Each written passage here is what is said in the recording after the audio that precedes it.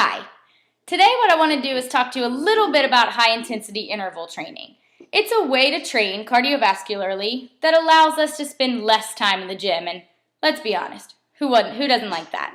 So instead of spending your hour, 90 minutes, 2 hours, however long you're spending in the gym, which quite frankly is a little bit boring, we're going to take it down to 20 or 30 minutes. Now yes, you're going to be working quite a bit harder in that 20 or 30 minutes than you do over your 90-minute period.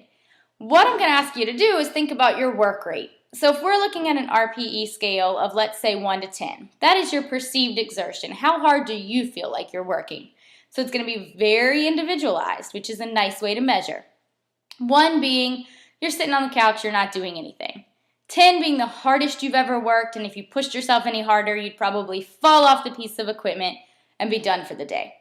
That's nice and easy way to think about it. For an interval, you're going to do your 5 minutes of warm-up like you should be doing anyway, and your 5 minutes of cool down at the end.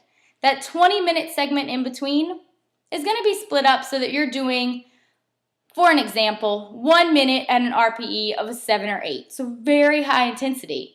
Cranking it down 5 to 6 RPE for your rest intervals. You're going to keep alternating a minute on, a minute off. As you get more fit and more cardiovascularly fit, what you're going to do is increase the work intervals. So maybe you're going 90 seconds hard, only 30 seconds off. Eventually, you're going to get to a point that 20 minutes all feels like it's the same perceived exertion. At that point, that's when you want to kind of up it. So if you're running on a treadmill at 6.5 miles an hour and your interval, your high intensity interval is 8.5 or 9 miles an hour, when that 8 miles per hour to 8.5 gets pretty simple for you, what you're going to want to do at that point is change it up so that maybe then your high intensity is at a 9.5 or a 10. So you're constantly pushing yourself. With the perceived exertion, as things get easier and you get more fit, you're naturally going to perceive things as being a little bit easier. Nice part about using the RPE scale is that you can kind of allow for that individual progress that you're hopefully going to be making.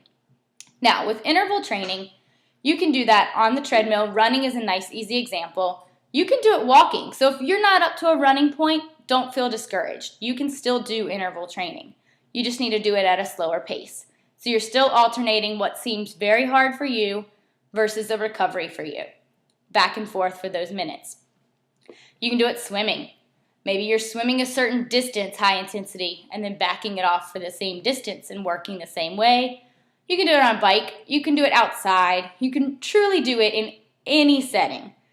It's what a lot of aerobic exercise classes are based off of. So what you're doing is just taking that training out of the classroom, taking it and individualizing it for yourself, and hopefully getting better results in a shorter period of time, which we all would like. Let me know if you have any questions.